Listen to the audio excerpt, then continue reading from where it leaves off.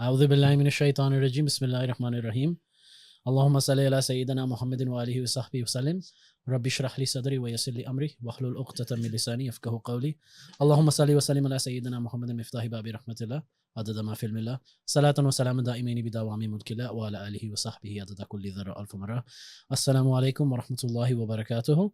I guess this isn't really the Safina Society podcast, so I can't start with that.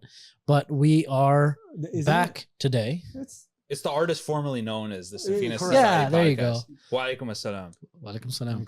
So I guess these are the artists formerly known as the Safina Society podcast. So we are here today with brother Nazmul Hassan, and we're going to be talking about the pearls in the deep. So you can purchase the book at meccabooks.com/pearls, and let's get into it. So we also have in the background, you can't see them. We have, As is tradition. I decided finally to come on video. Nas, he has to come on video because he wrote the book, so it makes sense. We have Saad and Alex in the background as well. So, all right, Jazakallah khairan for coming, everyone. So I'd like to start off with, and it might seem strange that I'm starting off with this, but there's a reason for it, and it's because of many of the topics that Nas covered in his book and the framing by which he put together the book using a number of different pop culture references. There's a vivid scene in Lord of the Rings, The Two Towers, in which Sam says, and did I just lose my quote that I had ready? Oh, it's okay. Sam says to Frodo, how can it be that we go through all this pain and all of this suffering? How can it be that there is so much bad in this world? Right? And I'm going to kick it back over to Nazmul just from this. And the first question I'd actually like to ask, and then we can have this as a rolling discussion, is can you tell us a little bit about why you decided to write the book, and especially considering the time we live in, how this book is relevant today?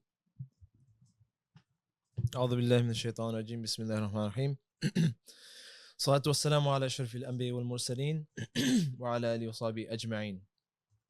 Okay, so that's obviously the most important question, one of the most for an author, because an author tries to solve a problem, right? Unless they're trying to make money or something. An author writes a book to solve a problem. That's really it. And the issue here is either the claims of Islam or the claims of the hereafter existing and all these other things, either they're true or they're not, right? Those are the only two options there, and either they make a difference in my life or they don't. Those are the only two options, because if you accept those claims, you make life a little bit harder for yourself. It's not easy being Muslim sometimes, right? Alhamdulillah, we have a good friend group, but a lot of new Muslims, even some practicing Muslims, they don't have a good friend group. They don't have people to support them in their deen. So it's not always easy to be a good Muslim. So you have to sort of make a choice. Is this stuff true or is it not? And I just want to take it back to something that happened, I think 2 days ago or yesterday, when Israel bombed that camp, and you saw the burning bodies. And there was a brother there, brother Shaban, who they said he was a Hafid of Quran. And you saw his body burning. And I didn't watch the video, I couldn't. And at that point, you as a Muslim, you have to ask yourself, and then every single person feels a rage, right? They feel a rage, and the rage stems from this deep desire, this deep innate question or fact or statement that every wrong must be punished, or everyone gets their just desserts, or every story has a conclusion, right? Every single human being has that innately within them, right? This story must have a conclusion. Evil people must meet their end. Good people must get rewarded. We have this deep inclination within us. So as you saw, as people on Twitter and other places saw this beautiful brother, he's dying in this horrific way, you can either respond one of two ways to this inclination, this rage that you have. Either this is coming from somewhere true, so good people do get rewarded, and good people do end up in a better place, and evil people do get punished, or this inclination that we have is just made up. It's just sort of this evolutionary fact, or this, this aesthetic feeling that we have about what morals are. And really, in the world, the strong eat the weak. And if you're weak, that's too bad, right? And no matter how much Quran you memorize, or so, no matter how much dua you do, a firebomb, you're dead. That's it, right? So you can either respond in two ways. You can either take this really serious, innate desire that you have to see justice in the world, and to see good people end in a good place and evil people end in a bad place, or this is just made up. And if you can't solve that problem, then, I mean, you have to either accept one camp or the other, right? And so that's the type of stuff that made me write this book, because I'm not going to just, just have sort of blind faith about, oh, things will work out. Things don't work out for a lot of people. I mean, they don't, in our estimation. So I need to look into this question, and this is where this book came out of. That we take this innate desire that we have to see justice in the world, to have this eternal life for good people, and this punishment for evil people. We take this desire seriously. Just like if you were hungry, if you were starving to death, and you say, oh, my desire for food is just a figment of my imagination, this evolutionary, belief that I got because of my ancestors. Food isn't real, right? And you're almost starving to death. I mean, everyone would call this person a fool. Would you guys agree? So the same thing, every human being has this really deep set innate desire, even the atheists, to see justice in the world, right? And if they don't have this desire, they'll start having this desire if one of their own is killed or hurt, right? I mean, Richard Dawkins is up and about. Like, you don't even believe in morality. Like, why are you hurt by something that's happening in the UK or whatever, right? Like, why is Douglas Murray talking about immigration? Why does he care that his country is going under? You don't believe in objective morality, right? So every single human being takes this desire that they have for justice, for order, for security, for a resolution to the story. They take it seriously. And we take it seriously, and that's how this book came to be. So I have a question to follow up that. Is the problem of evil really a problem because people have become soft? Or is this really a problem that, needs to be tackled from a more like philosophical perspective or theological perspective? Like, why can't I just say that, oh, the reason why all of this evil affects me and why I no longer believe in God and why, XYZ thing and why I'm so depressed is because I'm soft.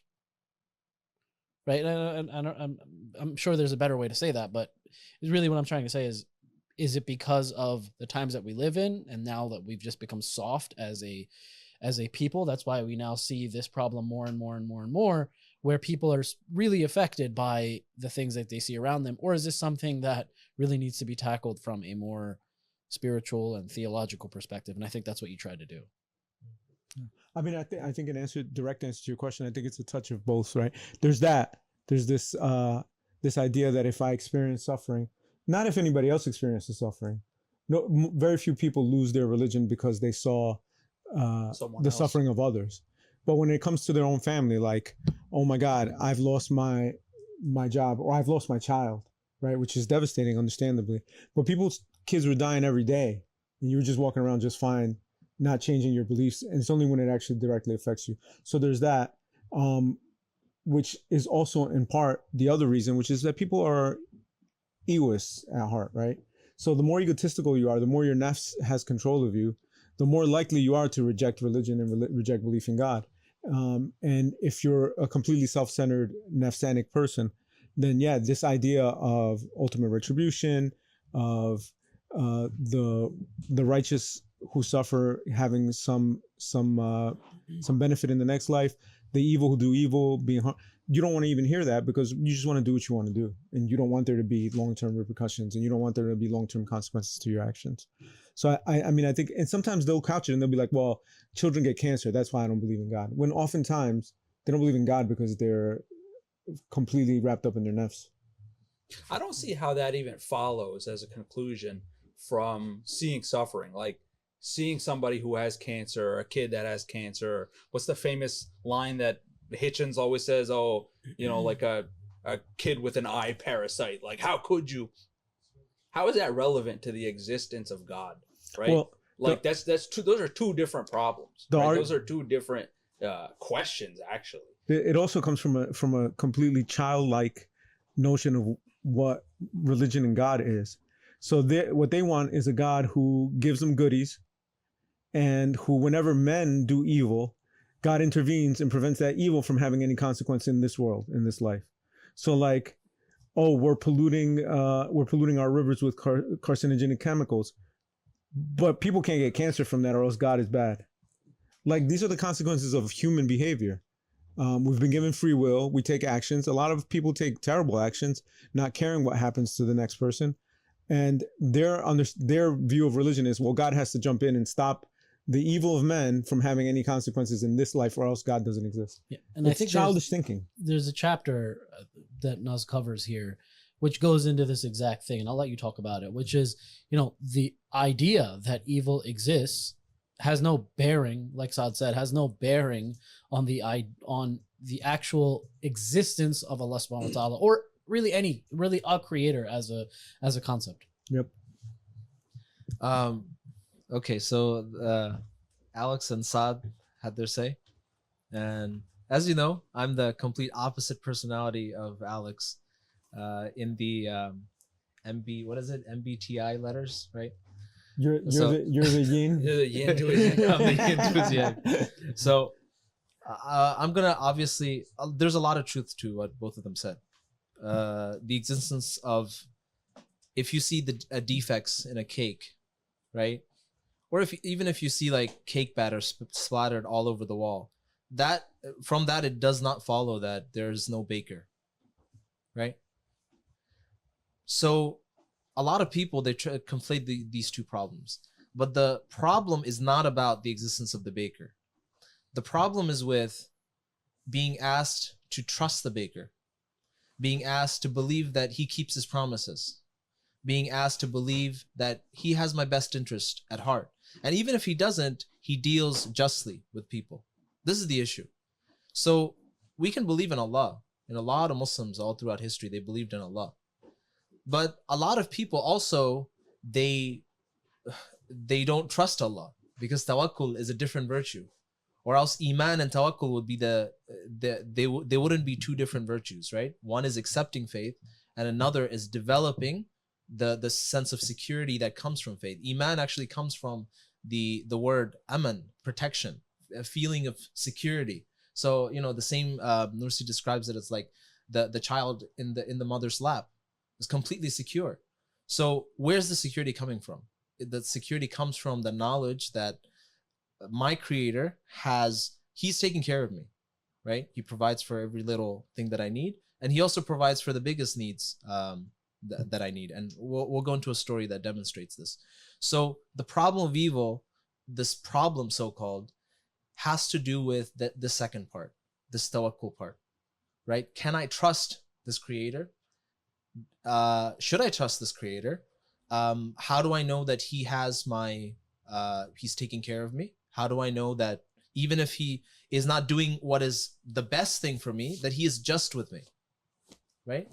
And how do I know that if I do what he says, things will turn out well, right? Now, that's one perspective of it. The second thing is, the problem of evil is the oldest philosophical question, or the oldest question that humans have asked since they were able to think.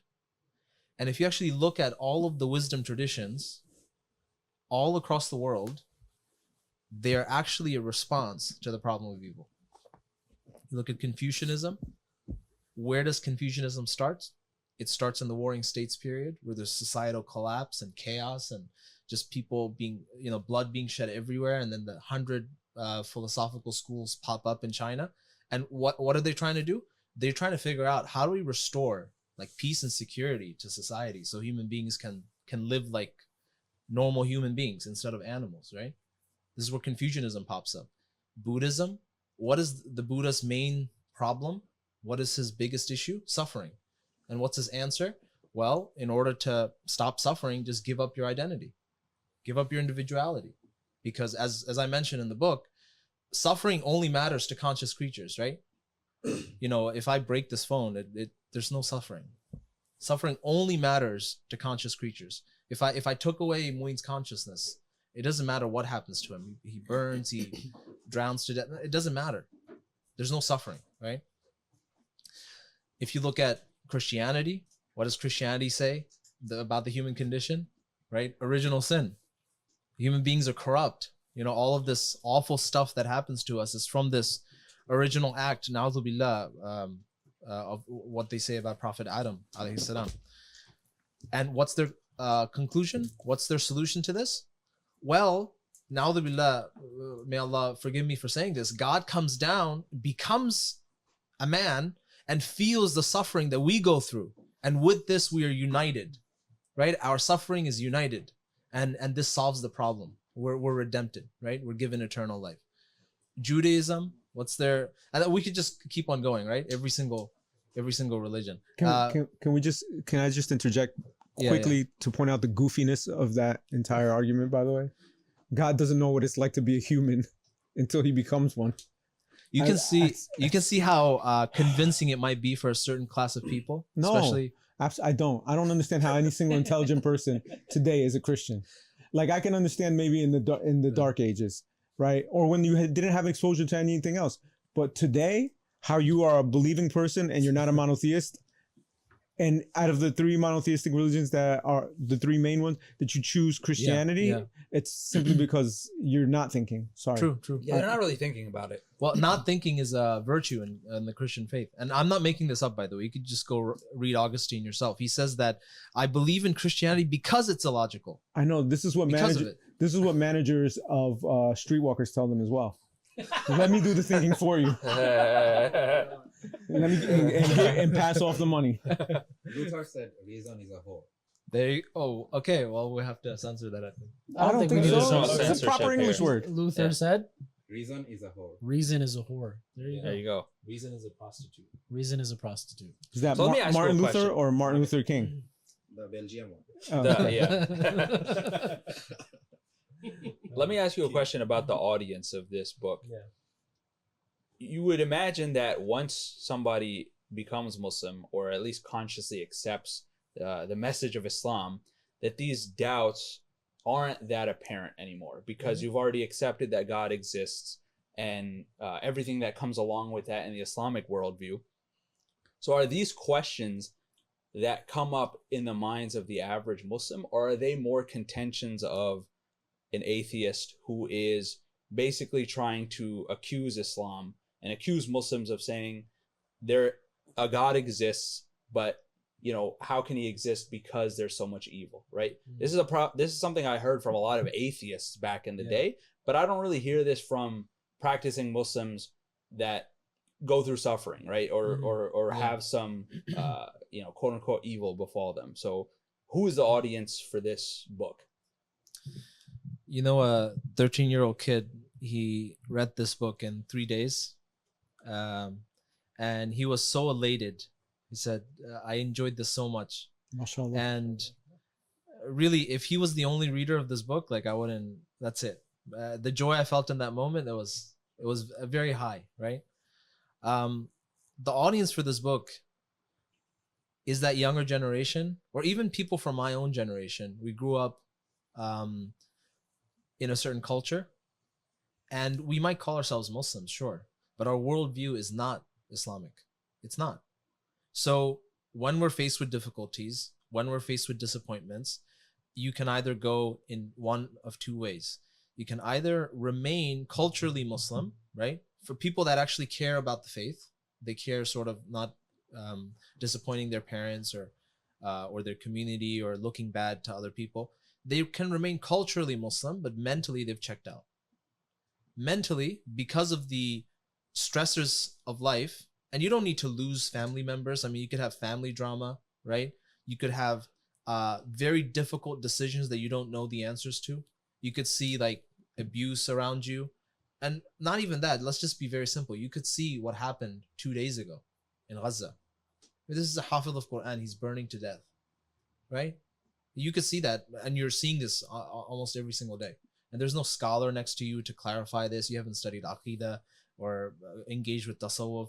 So, and then every single person is telling you, like in your entire schooling, that, oh, science, it's disproved God. You just need science. You don't need to believe in God.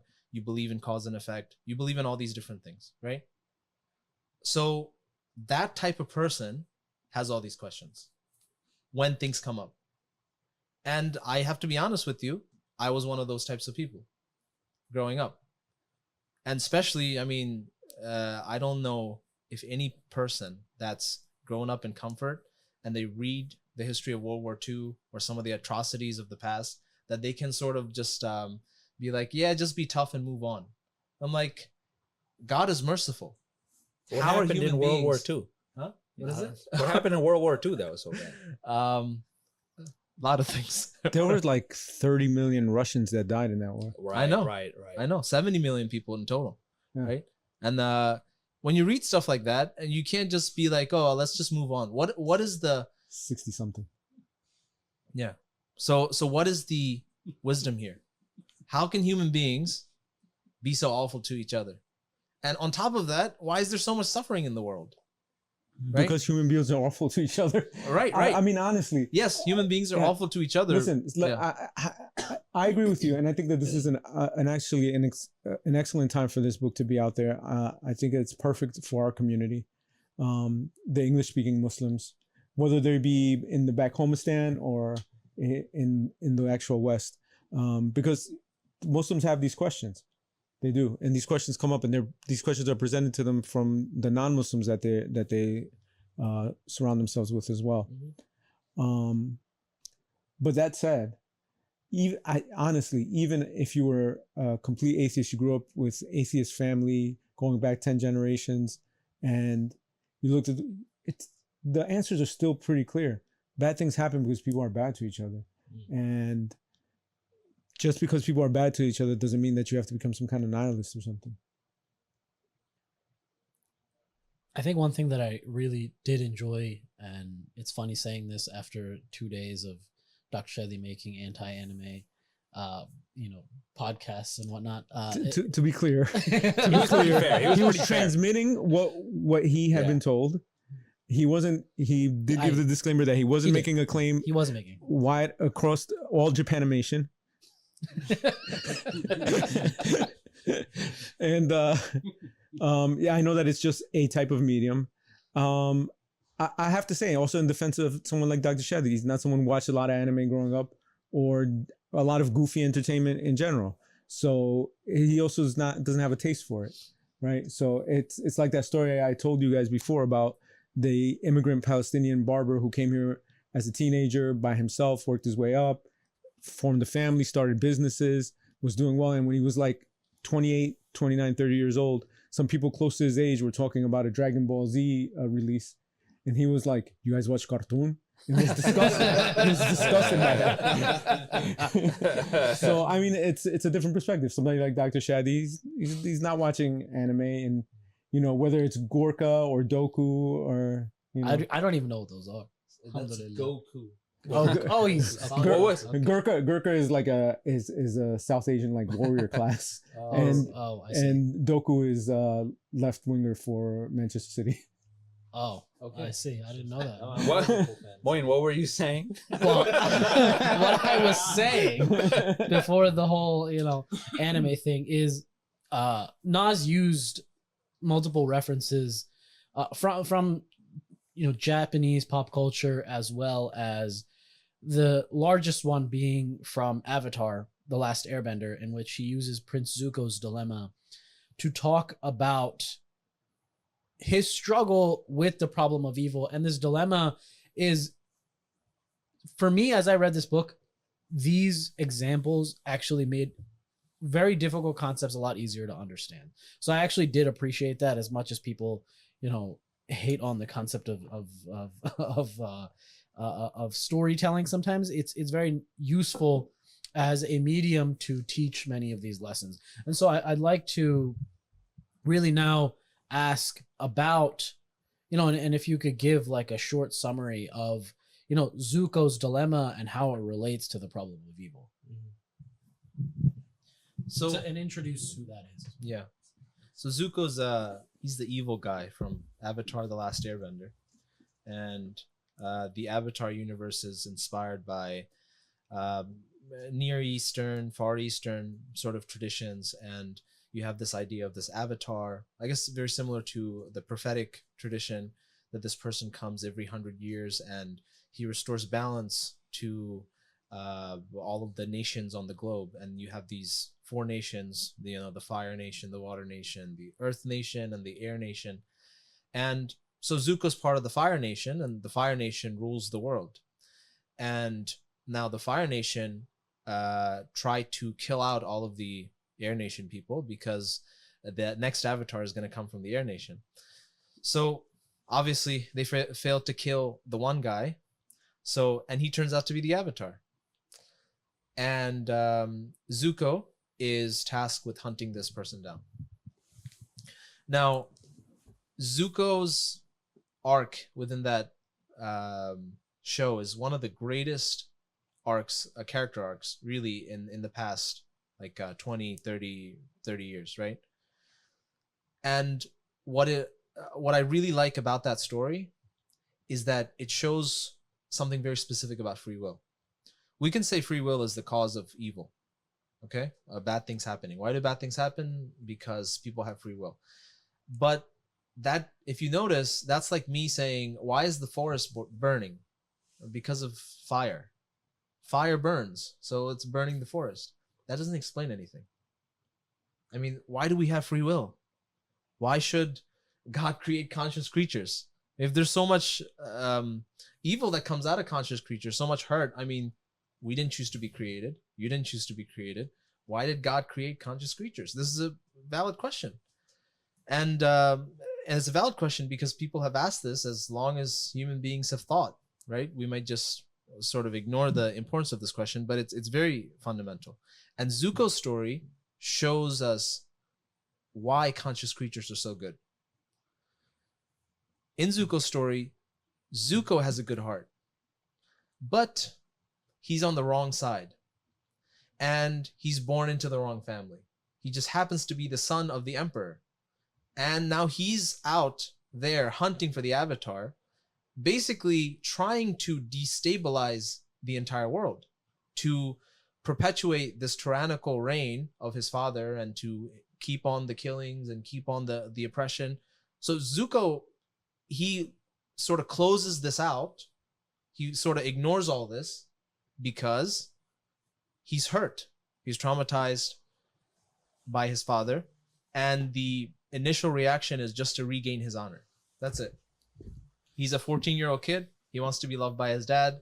And how do you do that? You go and find the avatar, right? So that they can kill him. And then Zuko realizes, wait a minute, my dad's the evil guy. I mean, now what do I do? As much as we try to make it sound simple, like the right thing to do obviously is to go against your father. In our practical lives, this is extremely difficult. And we know this. All of us know this. This is the most difficult test you can ask for. The person who raised you, right? And then now you're being asked to go against him. You're going to be thrown out of your house. You're going to be, not just that, these aren't just like regular people. He's like the emperor, right? He's going to come after you. And he's not going to forgive you. And on top of that, you wanted his love. So in the story, Zuko has this mental back and forth. And this tension, right? This tension of what is he going to do? Is he going to side with his family, or is he going to go help the Avatar? What is he going to do? And there's no guarantee the Avatar is going to accept him, right? I mean, he's been trying to kill the Avatar for the entire, like, what is it, like the 13, like all 3 seasons, right? He's been trying to get the Avatar. So it's not like, oh, Avatar Aang is just going to accept this enemy into their ranks. So Zuko has this tension. Nursi says something really amazing. And, you know, one of our teachers of Nursi's books, he said this. And that golden nugget is the only thing I remember from like a 4 or 5 hour lecture or something. I don't remember any of it, but just this nugget alone was worth it. He said that if you don't have tension in your life, the Quran doesn't make sense. It's just another book. And it's so true. If you read the Quran, tension on every single page.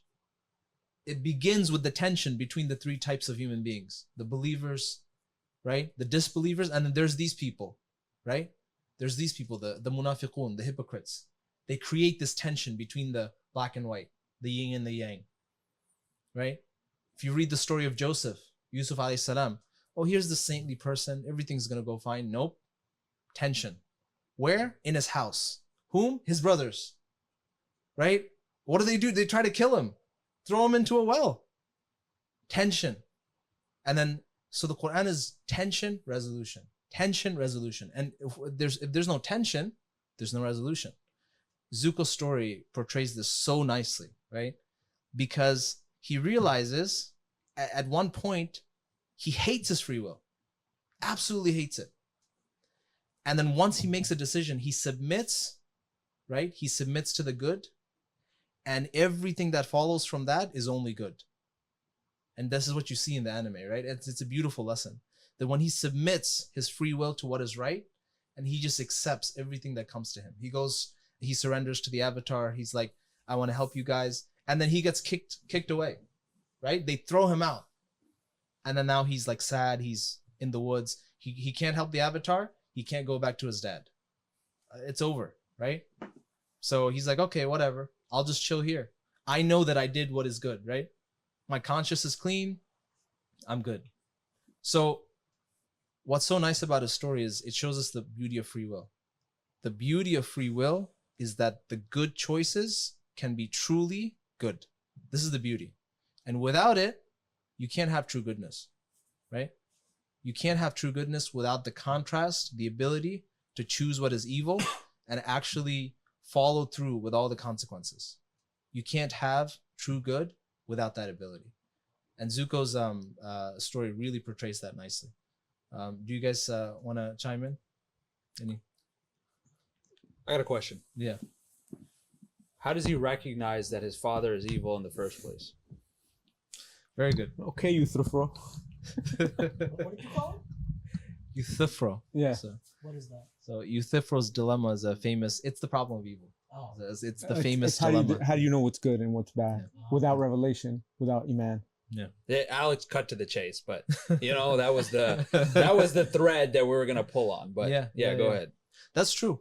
You're right. And well, how do you think so? I want to ask. Well, you. I'm asking you the question He- based on your research, based on your writing the book. He read Sam Right. Harris's book about developing an atheistic moral. No. Well, so the obvious answer for us, right, is people have fitra, right, Mhm, yes. around Yeah. good actions and bad actions. But the counter argument is that fitra can be corrupted, right? It can be corrupted by social forces. Mhm. And you can see that now in this era where completely vile things are normalized and considered good in our society. Everyone knows what we're talking about, right? All the things that you see outside. So barring any sort of guidance, how can you even determine what's good and what's evil when that fitra is corrupted? It's a very good question. That's the Ash'ari paradigm, exactly. And it's completely true. Imam Ghazali, and I mentioned this in the book. By the way, the Fire Lord, Zuko's dad, he doesn't believe in objective good and evil. He thinks that, Zuko comes to him for advice. This is after everything's said and done, right?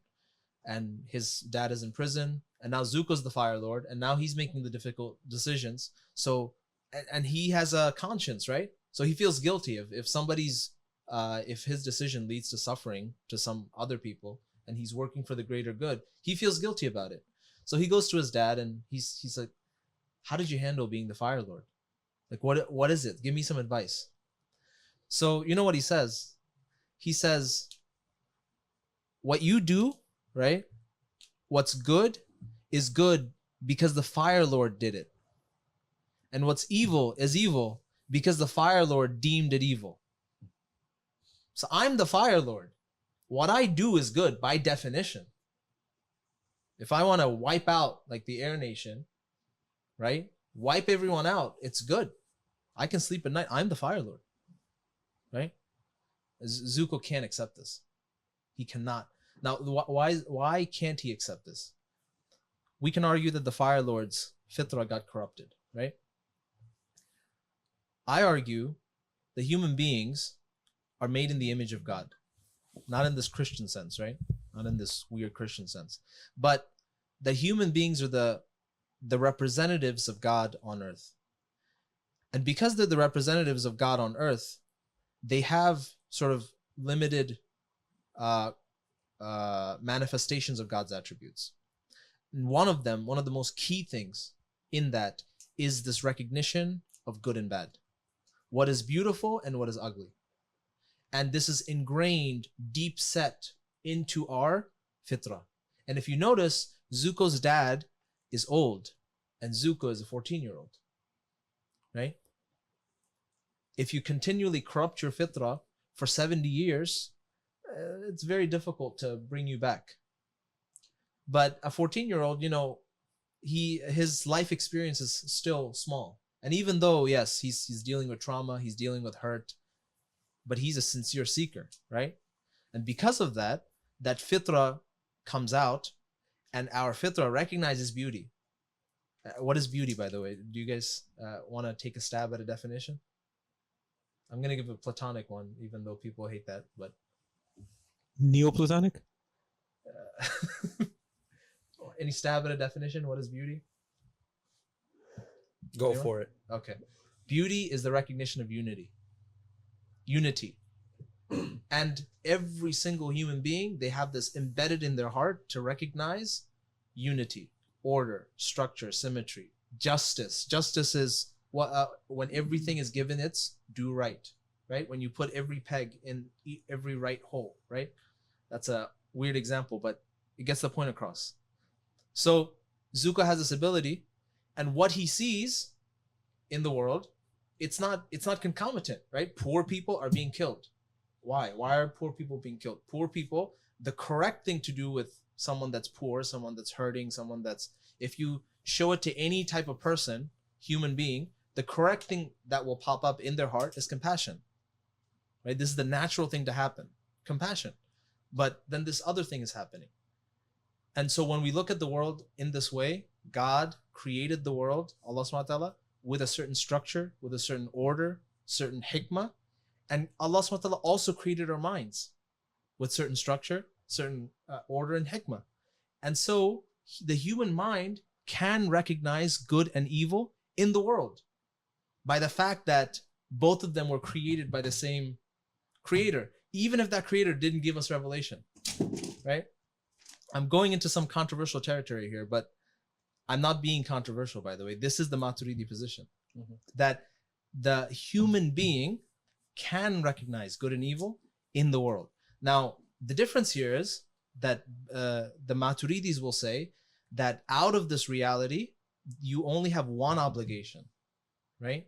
You're only going to be accountable for one thing, which is to believe in God. But the Asharis say, yes, the human mind, it may be able to recognize good and evil in the world, but it's not reliable, right? On top of that, even if you were able to recognize good and evil in the world, you are not accountable for doing good and avoiding evil until and unless revelation comes, right? This is the Ashari position. Do you guys see like the different nuance here between the Ashari and the Maturidi position? because Alex, you wanted to say something? No. And because the Maturidi position, I really enjoy it. I really like it, right? Because what they're saying is that, look, there's order, hikmah, justice in creation. Now, because you recognize that, right? You don't need revelation to recognize that a tree is beautiful. We're made like that, right?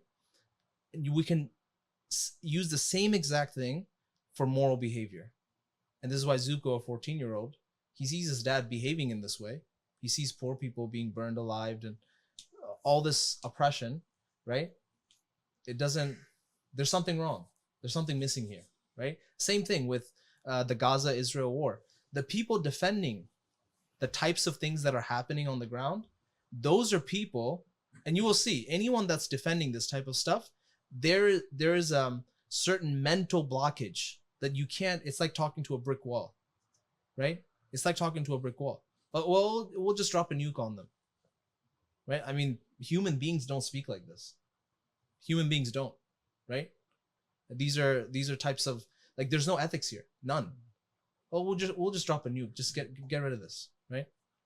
So, and everyone can recognize it. Every single human being, even people that are brought up in like atheist, secular, liberal, United States, all these kids watching TikTok, they can recognize it. There is an ethic at work, though. What most of those people, when you drill down, they're coming from a supremacist point of view. The Yehud who say this have been taught their entire life that they're God's chosen people, that they're the only ones who truly matter. And so anyone who has the audacity to actually, forget about just speaking up, the audacity to actually challenge them and to try to prevent them from taking over a land that they swear is theirs, even if they don't believe in Allah, they believe Allah gave it to them. Those people don't deserve to live because you're so far below us. And the Western countries that support this, there's political reasons involved. There's political advantage. There's economic reasons that they'll support it, and they'll sit there and lie and say, no, they're just defending themselves. But there's also the fact that there's a supremacism involved, right? They're still looking at it like these people are Muslims, they're Arabs, they're brown, who cares? So it's an ethic. It's a vile ethic, but it's an ethic that exists, that's at play here. That's a good point. Going back to Avatar, so the Fire Lord is taking the Ashari position that right and wrong is whatever Allah says, except he's, of course, putting himself now in that position. Yeah. And the prince, what's his name, Zuko?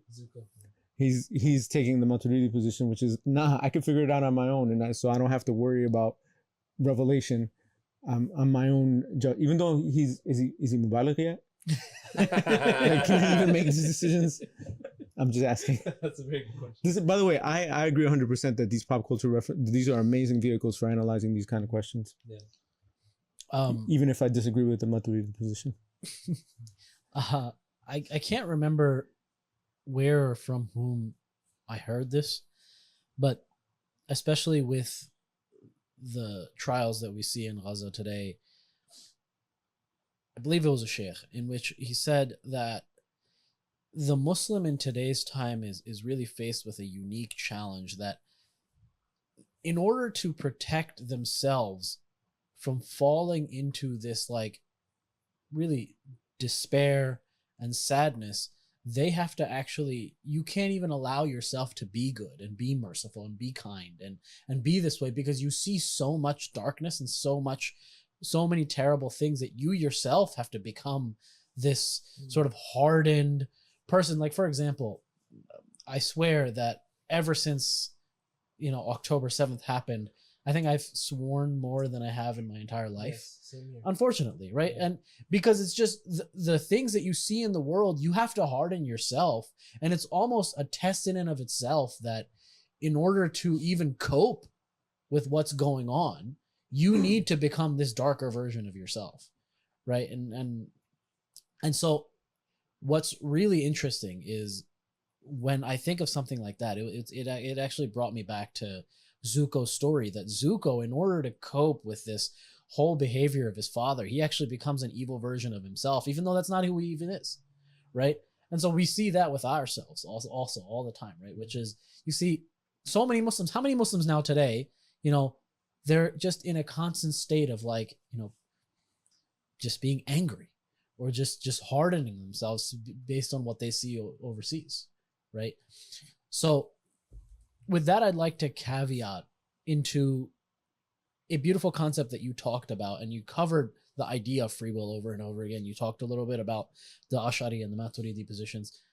I'd like to back up a little bit and ask, what is free will, right? How do we understand it, and how does it even relate to the problem of evil? Because one thing that you mentioned is that the problem of evil exists because others have free will, right? So why can't Allah subhanahu wa ta'ala simply just take away the free will of people, and thus the problem of evil disappears? Isn't this a simple solution? So I kick that back over to you. Allah subhanahu wa ta'ala creates all possible goodness, not because he has to, but because he wants to. In that sense, God is the Fa'il Mukhtar. He is the ultimate free willing creature. Imam Ghazali gave this example that the ultimate show of will is to do something because you want to, not for any other reason, just because you want to. He gave this example of a man choosing between two dates, right, in front of him. I mean, whatever date he chooses, he still used his will, right? The free will is there. And because God wants to create all possible goodness in every level of reality, you will see a reality where there is no evil. Right? People say, why can't we live in a free world? Why can't we live in this world with no evil in it? Well, I'm sorry to say, you wouldn't exist in that world. I wouldn't exist in it. None of us would. We wouldn't, and it exists right now as we're talking. It's the world of the angels. That's a world that there's no evil. Nobody intends evil. There's no bad vibes. Right? Everyone's just worshiping. This is the reality of the world of the angels. And then God also creates all down to the level of every single level of reality, all the way to the reality where evil is manifest in its worst and awful form. And we have a place called hellfire where this is the case. It's a reality that demonstrates the maximum distance from God. So we're in this middle level of reality, right? Where God chooses to create conscious creatures. And what's the good that comes out of this? Conscious creatures, there's this I and thou. What is it? I and thou, right? Or I and me. No, sorry. I and you. Subject and object relationship in a conscious world. As soon as you have consciousness, Nursi says that our consciousness, it's like you have this white page and you have an imaginary, you have a line drawn across the page. And when you draw a line across the page, what happens? It separates the page. Even though this line isn't real, you drew it with a pencil. You can erase it at any time. But as soon as you draw this line, there's this immediate separation. And because of the separation, what does it allow to happen? You have the subject and the object. And because of this, so many things are possible. Good and evil. That's one of them, right? Love is not possible without subject and object. And it's also not possible without consciousness, because what does love mean? Like, if, okay, I love this robot. The robot doesn't know you exist, right? You just bought it from the store. It doesn't mean anything. But I love this human being, or I love Allah, or I love the Prophet ﷺ. What does it mean? There's the subject and object relationship, right? He recognizes that I love him. I recognize that I love him, and he loves me. This is immensely amazing. And for anyone that hates their free will, I ask you, would you give this up? Right? Even you loving yourself, there's a dichotomy created between you and yourself. All of us love ourselves. Every single one. We love the pleasures that we experience. Even if it's, watching a podcast on a, what day is it? On a Wednesday night, right? All of us love our individuality. Every single person. This would not be possible without free will. And the operation of free will is this ability to consciously choose to reject God or to accept God in the most general way. And what do I mean by this? Any good that comes to us, Allah creates it. So when we do something good, with our free will, we are, it's like, when you give a tip to a server, right? You didn't do anything. You gave him the money. He bought you the food, right? In true reality, you didn't do anything. You didn't make the food. You didn't prepare the food. The food sort of came out through the door and it's sitting on your lap, right? So our free will is like this. We elect for a good action to come to us. So either we elect a good option to come to us, or we reject that good option. We block it. We put up a wall. And this is where evil comes. And this is how free will works, right? It happens in love. It happens in relationships. It happens in experiences. You either let the experience come in and affect you, and there's levels of meaning and experience and pleasure, or you block. You put up a block. And this is the only thing that human beings are able to do. This is what conscious creatures are able to do. And because of this, whatever they do, we call it sincerity. So if they do something good, we call it sincere, because they're really electing to do that. Something that angels can't do, right? So these are all of the different layers of why free will is something so amazing and beautiful, right? We don't need to curse our individuality as the Buddhists do, because God is the one who created us with this individuality. God is the one who creates the pain within us and the compassion within us when we see somebody suffering, right? He's the one who creates that compassion. So the question here is, the creator of the world is making all this compassion. He's making all this like fury in my heart when I see injustice. Now, does it make any sense that he's the one who's making this and he's not going to provide a resolution? Doesn't make any sense. It's like a doctor sitting in front of you. He has the cure and he has the sickness, right?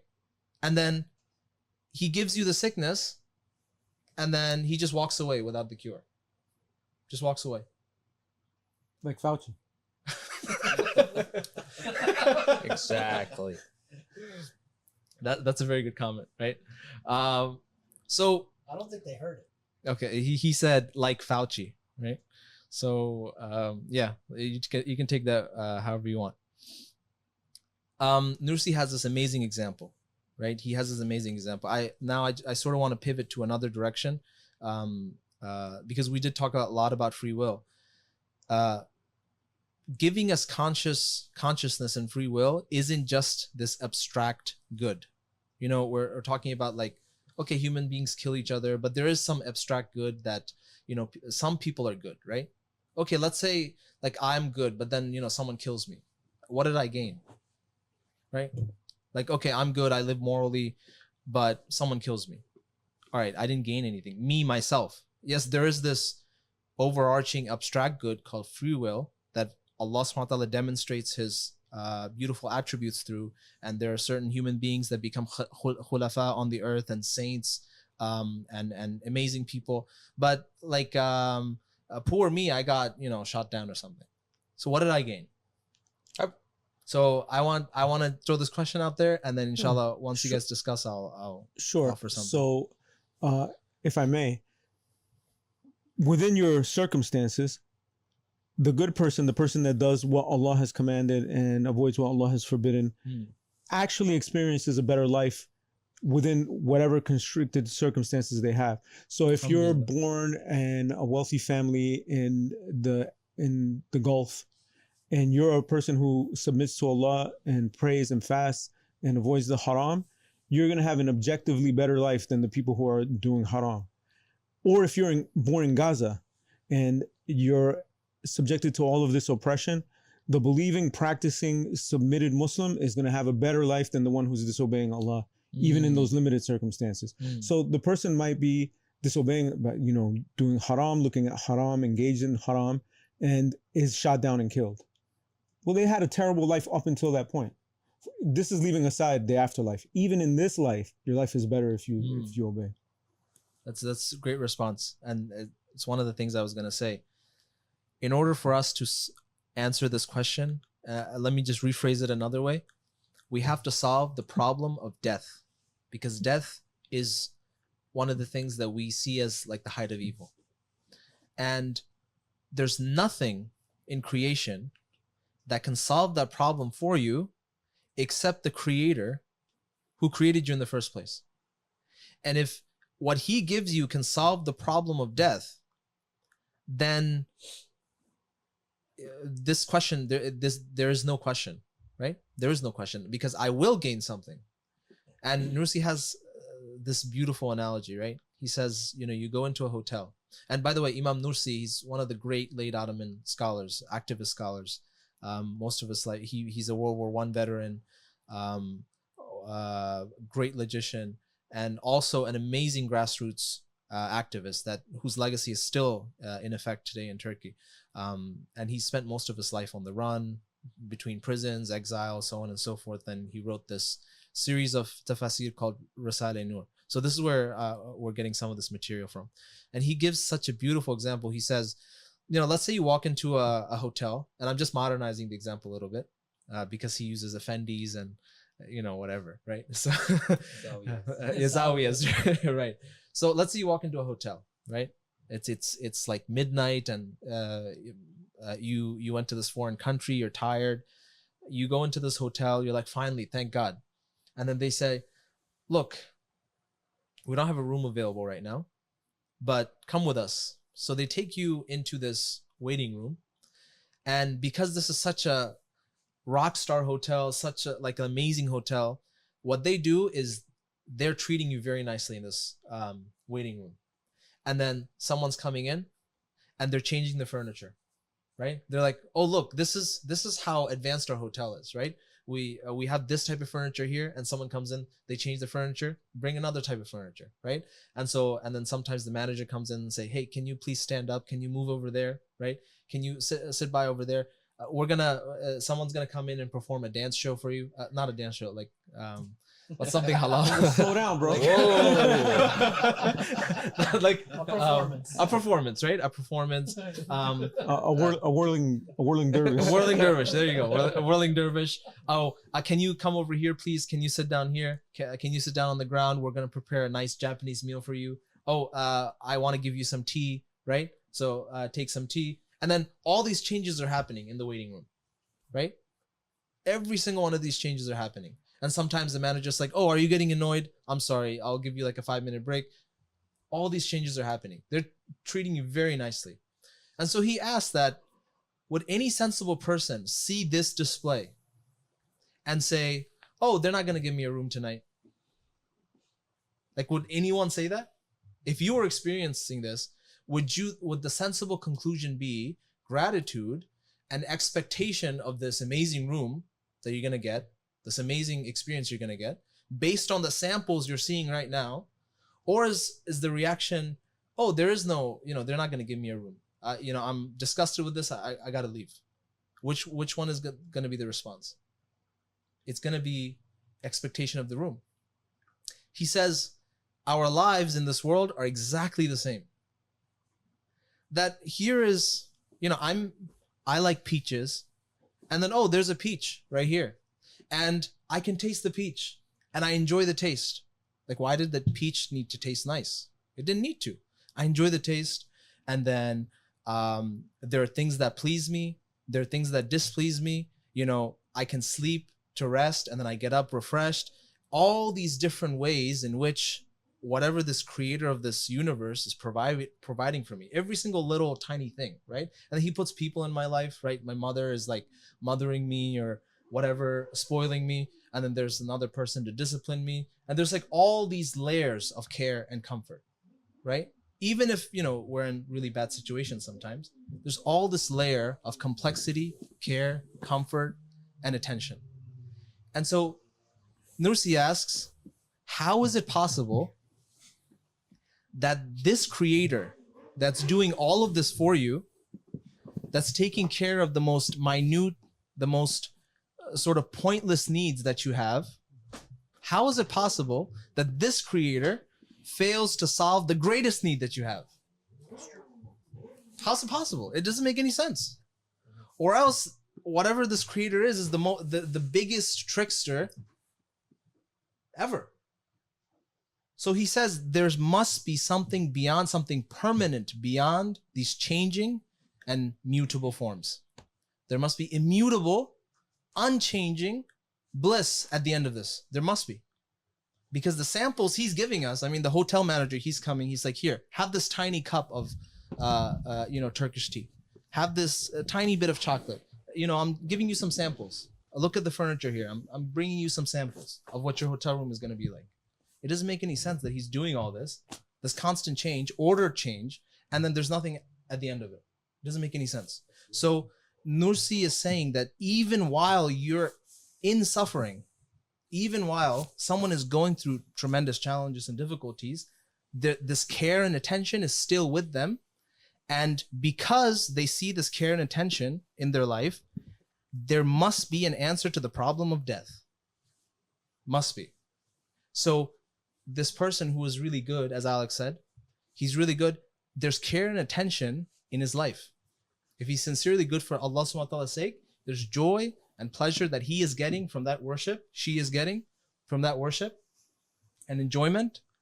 And he got shot. It's over. No, it's not over. It's not over. I mean, the best is yet to come. Just like, this guy, he's exhausted, man. He's traveled 15 hours to get to Japan, and now he's sitting in this hotel with people like performing and doing all this stuff, and the manager's asking him to move, get up, go to the corner. You could take it that way too. It's like, I feel so annoyed. Why is this guy doing this? Just give me the room. You could feel annoyed too, right? The manager, he's like hurting me, he's abusing me. You leave like a 1-star review on the hotel page. You could react to it in that way too, right? You could react in that way. But you could not react in that way and say, he's got a really nice room. He's got a really nice room for me. So in this way, I think Nursi just such a good job of taking this concept of the hereafter, of Jannah, of goodness, and he calls ladhata ruhaniya, like spiritual delight, and he presents it in this such a nice way that every human being who is good, who follows Allah's law, who's trying their best to do what is good, right? Because none of us are saints, obviously, that they will experience a tremendous amount of pleasure in their life, and that the ending in this world really doesn't matter. What's coming after is going to be even better. And this is really, and then, he says this to a mother that lost her child, right? He writes a letter to this mother. She's grieving and she's lost her child. So, and then after he's explained all this, he takes the atheist perspective. And he says, the atheists are going to say, this is all just fantasy, right? You're just wishful thinking. You're just wishful thinking. Like Dawkins says, there's no one coming to save you. There's nothing that's going to happen after death. It's wishful thinking. So Nursi says, do you have a better answer? Answer this question. You live a good life, you're doing good, and then you get shot dead. Khalas, your life is gone. Or you're a hafiz of Quran, you get burned alive. Answer this question. Right? Can you answer it? No, you can't answer it. So don't dare criticize this idea. This is what Nursi is saying. Don't dare even criticize this idea if you are completely at loss for an answer. Right? Why should we accept your version of reality? Why? Well, because you're absolutely correct. If not, you turn into Camus, right? Where, we're all gonna die and there's nothing afterwards. So exactly. it's all meaningless. It's all meaningless, and it's a joke. And that's why when Hitler's Nazis were purging Morocco of, I think it was Algeria, Morocco, of the Jews, they were rounding up all the Jews. It was the Catholic nuns that were hiding the Jews, and Albert Camus was sitting closed in his room, right? And passing off as like a Nazi or something to avoid capture. This is the difference between someone who has this Islamic view of life, right? Or this overarching view of the hereafter, and someone who has this atheist perspective. In practice, you will see that it's completely different. They complain a lot, but when it comes to actually doing something, you see them absent. That's why I can't even hear his name anymore. I'm disgusted by him. This is also one of the major problems in the world today, is that, one of the three major monotheistic religions has through their theologians, not through their original revelations, completely de-emphasize the afterlife. And so Yeah. their whole reality becomes Absolutely. about maximizing this life, even if it's to the detriment of everyone else. Absolutely. You know, We're and talking about Judaism. you know, and that's one thing that really, for me, I actually have a hard time as a Muslim understanding the problem of evil, because we don't really look at the world purely from a dunya perspective, right? For us, there is an afterlife. And so I've personally always found it kind of absurd that for some person to come and say, well, how could God do this? Well, first of all, It's like complaining before the movie's over. right? It's like, That's very good. That's very good. That's very good. That's right. very- It's like the movie. First of all, the movie's not Gotcha. over. The movie's not over, right? As you said, how are you complaining? You didn't even see the end of the movie yet, right? It's like, well, all these people are suffering. Well, they're also going to get infinite reward, right? Like, it's not like it's just it ends here, right? There's still like half of the picture left, as we can say, right? Not to compare, you know, anything of Allah's creation to something as meaningless as a movie, but it seems really strange to me. One, the idea that you completely forget about the afterlife, and two, and I think you have a great chapter on this at the end, the idea of us as limited beings judging an unlimited being. How can we even comprehend the wisdom of Allah subhanahu wa ta'ala, what he knows of our actions, of our failings, of all of the things that happen around us, right? There's the famous concept, right, about in physics about the idea of the butterfly effect, right? One small thing happens somewhere and it causes a tornado. You know, a flap of a butterfly wing causes a tornado in another location. We can believe something like this, but then simultaneously, we have people who are believing that Allah is not aware of all these things that are happening. Only an infinite being can be aware of these types of things, right? And so this is where, like, you know, I'd like you to talk about a little bit about this concept of judging God that you talk about in towards the latter part of the book, is because I've always found this absurd, right? Which is, how is it that as a Muslim especially, you're asking, oh, how can Allah do this? What do you mean? Allah can do anything, right? So why is it limited to only one thing? There's still, you look at Gaza, and what do we say when we see something horrible? Well, they're shuhada, right? Allah will grant them Jannah, right? They have infinite bliss in the afterlife. I can't remember the hadith, but on the day of judgment, you know, a person will be asked, how much pain did you feel? Right? A person who has entered into Jannah will be asked, how much pain did you feel in the day? And they'll say, you know, I felt almost nothing, right? And similarly, a person will be entered into Jahannam and they'll be asked, how much pleasure did you feel? And they'll say almost nothing, because the pleasure of Jannah will wipe out any pain that you feel in the dunya, right? So I'd like to kick it back over to you to talk about this last chapter.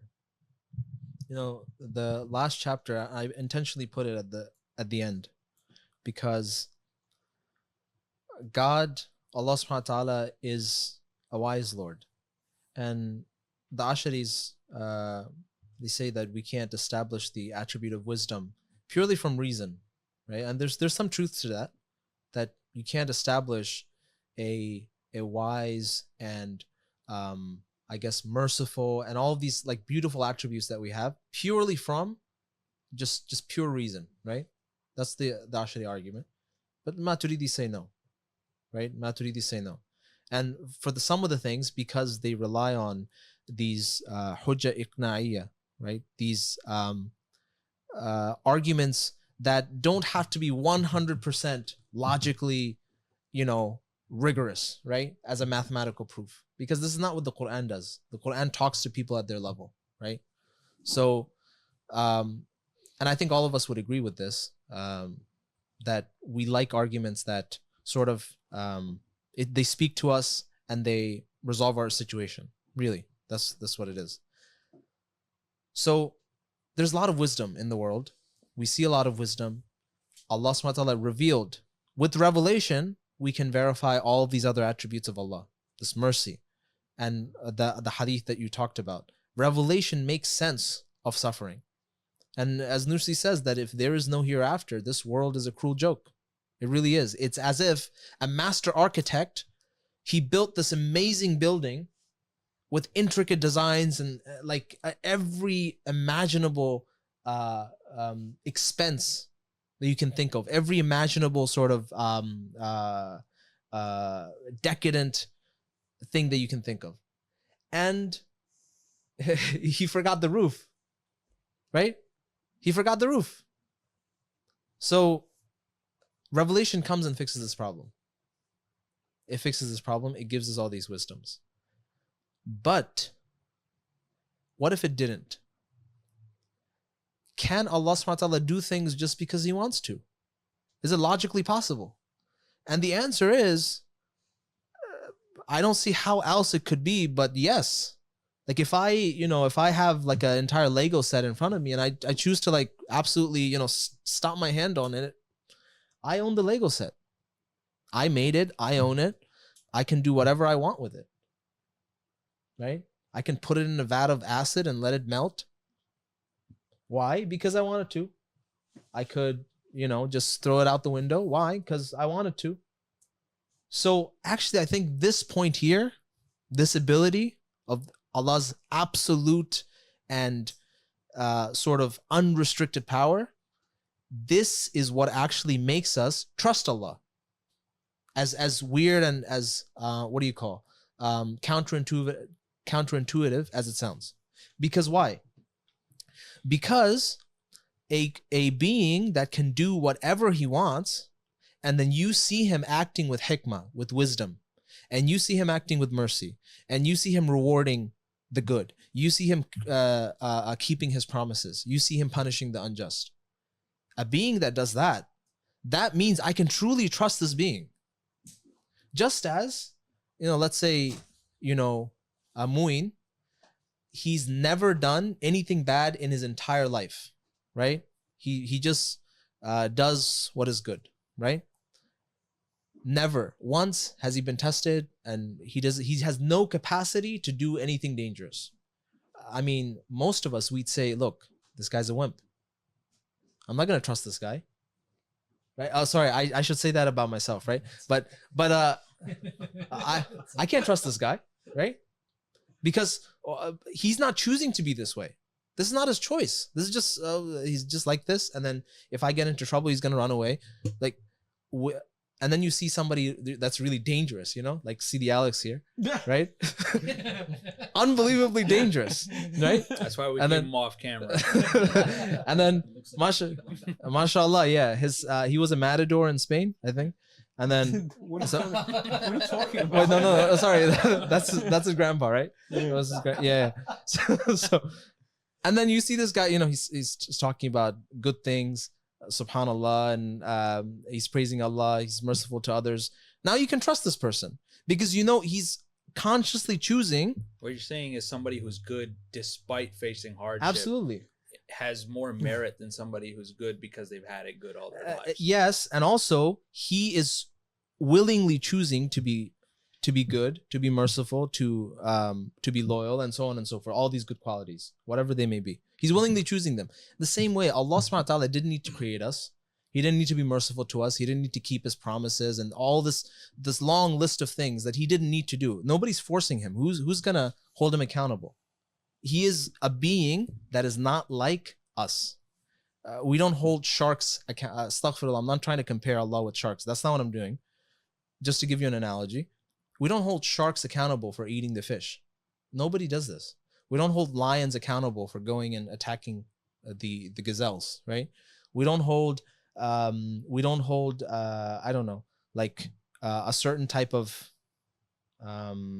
we don't hold, for example, a spider accountable for what do they do? Eat their mothers or something like that? Eat a fly. What we see is that different beings, right? Different beings have different frameworks of how they can act, right? They have different levels of frameworks of what is considered good and what is considered bad in their own realm. And the same thing we can apply to Allah. Allah subhanahu wa ta'ala is a being that is not like us at all. He's in a completely different category. Completely different category. So there's no way that my judgment of God encompasses what God can and cannot do. It's unreasonable. And he has no self-interest in doing the things that he does, in creating the galaxies, in creating human beings, conscious creatures, angels. He has no self-interest in this. Why does he do it? Because he wants to. And that sounds really, for people that they're not used to hearing this, I had to acclimatize myself to this as well. Because, one of the brothers who was teaching me some stuff from Nursi, he said this to me, and he said, Nazmul, I feel like you're feeling in your heart that, this is so like selfish, right? Na'udhu billah, like God is so selfish. It's all about him. And so he says, like, how else could it be? Who could it be about? If it's not about God, who else could it be? Every single thing that exists derives its existence from God, right? And it's selfish on your part because you don't own anything. That's the reason why, if I choose to like eat all this food and not give it to anybody else, it's selfish. It's not your food. You didn't make it. You have no control over it. You can't be tyrannical as a king because you don't own those subjects. But Allah subhanahu wa ta'ala, he owns everything. He owns everything. So we can't apply that category to him. We cannot judge him. But rather we can trust him, we can love him, because despite being able to do whatever he wants, what's the ayah? Kataba ala nafsihi ar-rahmah. He wrote mercy on himself. It's a pre-eternal decision. So I think that's very powerful. Right? So yeah, go on. So I have a controversial point, perhaps, which is, I think a lot of this problem, and it's something that Saad said a few weeks back to me, which is that a lot of these problems that we see, not just related to theodicy, but really related to a lot of things, is we have many people who are Muslims, but their relationship with Islam and their relationship with Allah subhanahu wa ta'ala is almost like a bargained relationship, right? And this is why that submission isn't there, which is that, I hear and I obey. Whatever Allah wants to do, he owns me and he can do whatever. Rather, it's, I have a choice when I can do something. I'm not ready yet to pray. I'm not ready yet to wear the hijab. I'm on a journey. I'm like, where it's not this, you're now a Muslim and Allah subhanahu wa ta'ala has commanded you do something, so you do it. Instead of saying, I'm weak, I'm unable to do it, and I will work towards improving myself, it's, I'm on a journey and it's my choice and I'm not there yet. Right? And so I think this problem in and of itself is a seed that leads to all these other doubts in the religion, right? Including the problem of evil, which you've discussed thoroughly. And so I'd like to kick that out. Like, I don't think that's controversial. I just think like this is the reality that we now see. And if you look at many Muslims, it's almost like this bargain relationship. I'm not ready for this. I'm not ready for that. I'll do this when I'll cover myself when I'm ready. I'll go to the masjid when I'm ready. All these types of things where it's like, it's not about weakness. It's about when I'm well and good and I'm ready for this, that's when I'm going to do it. I mean, that latter way that you expressed it is absolutely ridiculous. I mean, but the idea that I'm not fulfilling my obligations, right? I'm not performing all the obligations that I'm supposed to be performing.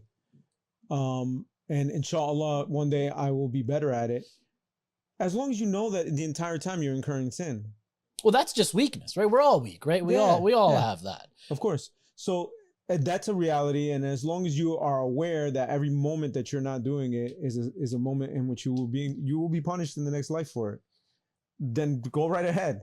Yeah, you're weak. Exactly. We all are. And but to which the attitude, the way that you expressed it is like this person is saying that Allah's rahmah is at their beck and call, Yeah. and they're just going to count on that for as long as they want to. I mean, good luck, because Allah didn't reveal about punishment, about disobedience, just to not fulfill that portion of it. So if you know that that you'll be punished for something, then you should address it. Yeah, I mean, this is actually why people have a problem with the idea of ownership itself, right? Because people refuse to say that, you know, Allah owns me and Allah can do whatever he wills and he can discard me. If Allah chooses, he can throw me in the hellfire. This is Allah's choice, right? But people are uncomfortable with the idea of being owned.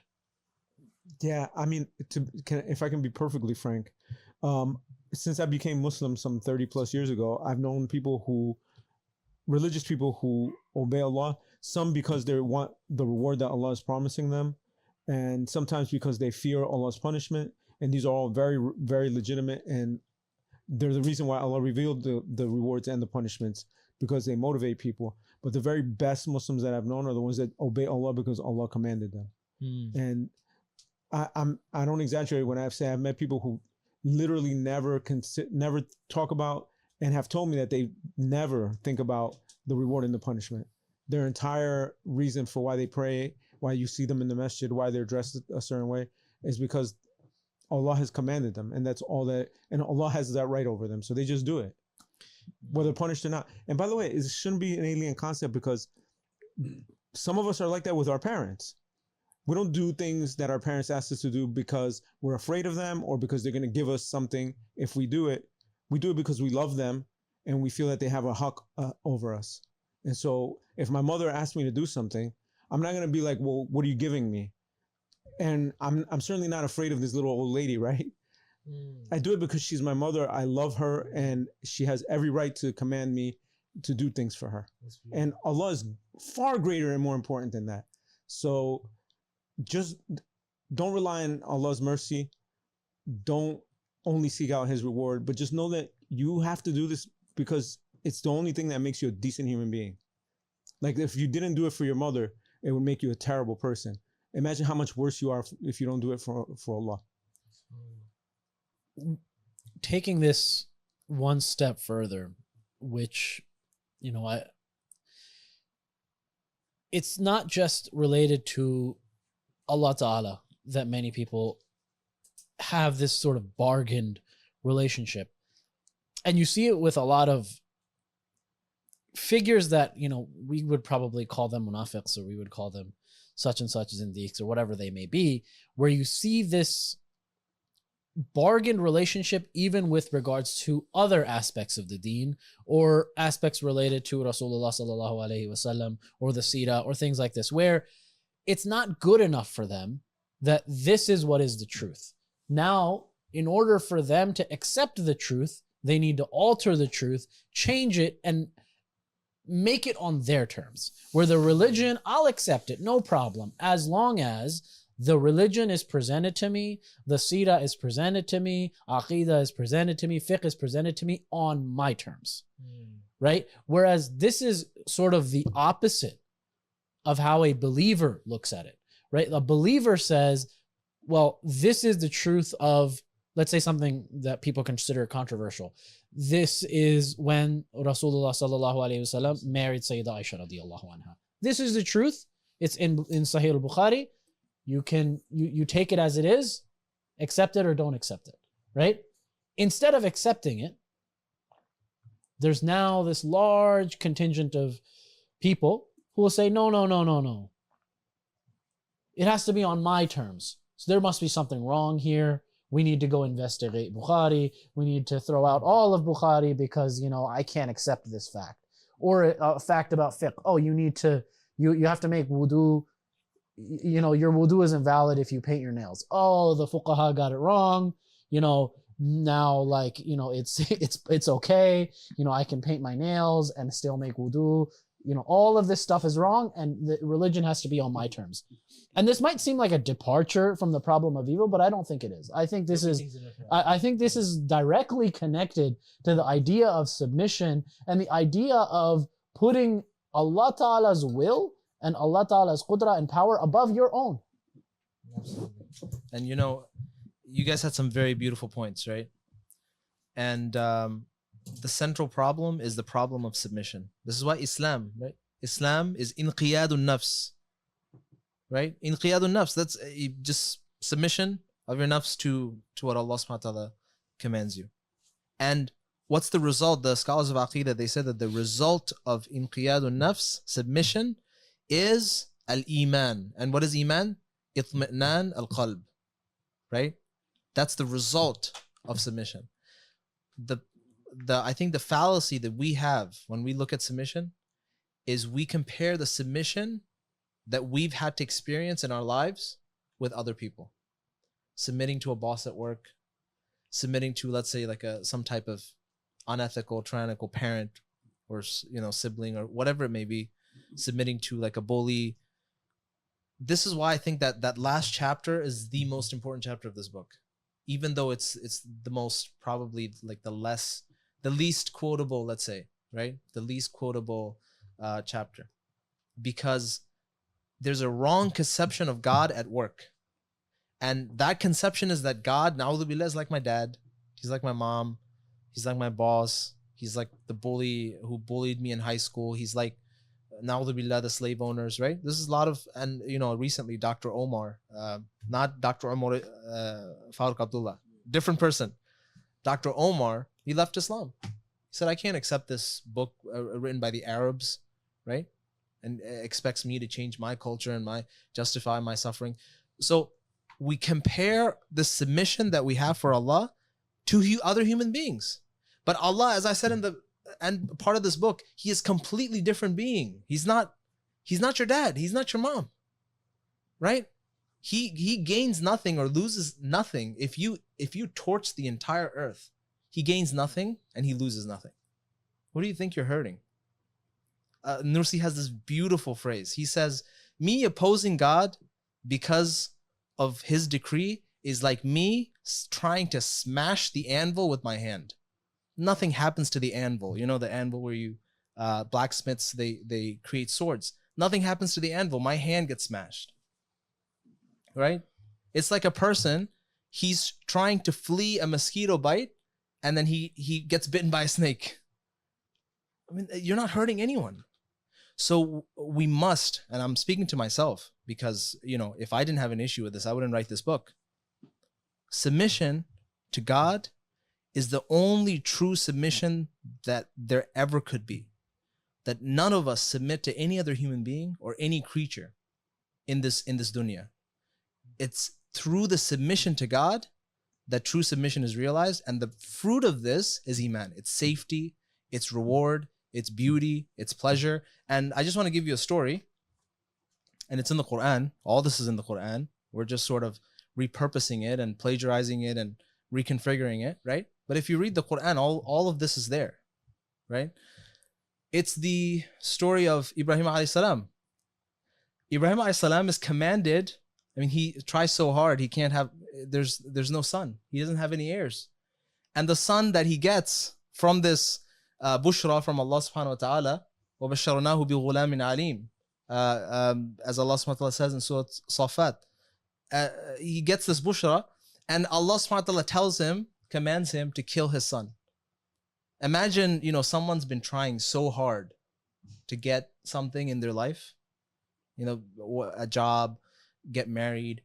Let's say you find like the perfect woman, or you female find the perfect husband, and now you found them. Now you're living a happy life. And now someone comes along and says, divorce them. Never see them again. SubhanAllah. No, this is it's the height of difficulty. It really is. And this is why Ibrahim alayhi salam, Khalilullah, he's the one that received this test. And this is not the first test. A lot of these atheists, Hamqa, right? They say that, how can God command Ibrahim alayhi salam to kill his son? How's this ethical? Well, this is why God didn't command you to do that. Right? This is why. You wouldn't be able to handle it. You can't take it. Oh, So don't talk about Ibrahim alayhi salam. I love Nas. You can't take it. That's why you didn't get the dream. And Ibrahim alayhi salam is not a fool. Prophets, they have fatana. They're the most intelligent human beings that this world has ever seen. Why is Yawm al-Tarwiyah called Yawm al-Tarwiyah in Hajj, the 8th day, the day of rest? It's called the day of rest. You know why? Because Ibrahim alayhi salam waits 8 days. He's at this level of sainthood where Allah SWT is commanding him in his dreams. He's receiving revelation. He sees like 100-year-old woman giving birth, right? He gets thrown into a fire and he's not burnt, right?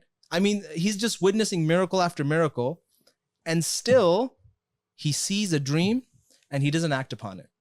He's a prophet. Exactly. He sees a dream, he doesn't act upon it. He waits another day, he doesn't act upon it. He waits another day, he doesn't act upon it. 8 days pass. And on Yawm al-Tarwiyah, the 8th day, he resolves, okay, I'm going to go to Ismail and I'm going to say this. What do you think? I've been seeing this several times. Allah's commanding me to do this. What do you think? And Ismail alayhi salam, he's not a boy, he's a prophet of Allah. And he says, I'm ready, right? I'm ready. And why does Ibrahim alayhi salam follow through with this? Where's the submission coming from? Remember, Ibrahim alayhi salam is Khalilullah. He's the best friend of Allah subhanahu wa ta'ala. Let me ask you something. If Mu'in, let's say he's the best friend that I have, right? And he asks, yeah, alhamdulillah, alhamdulillah. Yes, let's say he is. Let's say he is. And he says to me, right? He's... yes, alhamdulillah. Every single, alhamdulillah, having his own problems. Let's say my best friend Mu'in. Not let's say, my best friend Mu'in. You guys make this so hard. My best friend Mu'in, it's, I'm sleeping in my bed, nicely, whatever. And my best friend Mu'in, he calls me at 3 a.m. at night. And he says, you have to open the door right now. You have to. There's going to be a huge sound. There's going to be a loud bang. Don't do anything. Just stand there. Okay? Now, if I know that he's truly my best friend and he is wise, he's righteous, I'm going to do that. Am I forced to do that? No, but I'm going to do that. Why? Because Khalilullah, Ibrahim alayhi salam, he knows Allah has his best interests at heart. He knows that out of submission, only good can come. And guess what? There's not a single story in the Quran with a bad ending. Not a single one. Can you find me a story with a bad ending? No, not even Surah Yasin. What happens to the guy? He gets killed. The very next verse. What's the very next verse? The man of Surah Yasin. Do you remember? Ya laytani kuntum ta'lamun or something like that. I forget the verse. But as soon as he dies, he says, oh, I wish my people, they could see this amazing Jannah that I'm in. Right? Even the story that you would think has an awful ending, Allah switches it. He says, look, this is the end of the story. This is the end of the movie. So we have to understand that submission to Allah is not something that is, it's not something like submission to human beings. It really isn't. It's actually the only road we have towards happiness. There must be one answer to the question of happiness. If there isn't, right, and it must be available to every single human being on earth. From the slums all the way to the Burj Khalifa skyscrapers. No matter what level of human being you are, that answer must be available to every single one. Or else the question of happiness does not mean anything. It doesn't matter. Right? The guy in the Mumbai slums, he didn't choose to be born there, right? He didn't choose to be born there. So, okay, if happiness is getting rich, he will never ever see more than $20 in his life. And he'll probably die at like 15, right? And I can use billions of examples of people in history, right? So if the question of happiness doesn't have a single answer that's accessible to every single human being, then it means absolutely nothing. And when you look for the answer, there's only one answer: submission to God. Submission to God to Allah subhanahu wa ta'ala is it's the only answer accessible to everybody. Ameen. Ameen. All right. Jazakallah khairan. I think on that high note, I think we can inshallah wrap it up. So in closing comments, this book is available on meccabooks.com/pearls.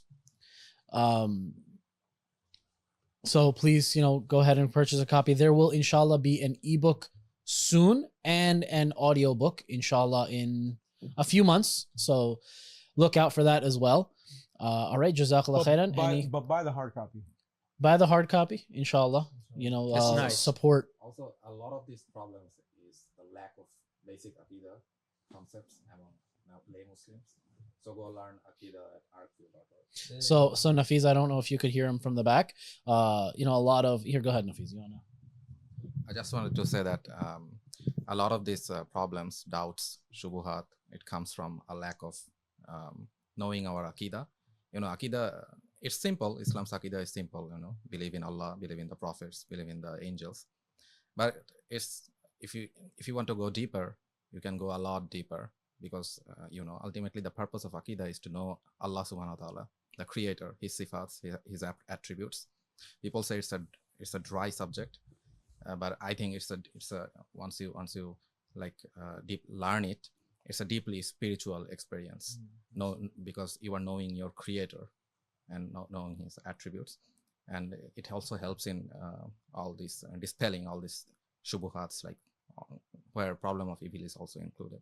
So arqview.org has all the Aqidah courses, so learn it there. Educate yourselves. All right, jazakallah khairan. With that, I think we can end. Ashhadu an la ilaha illa ant wastaghfiruka wa atubu ilayk. Bismillahir rahmanir rahim. Wal asr.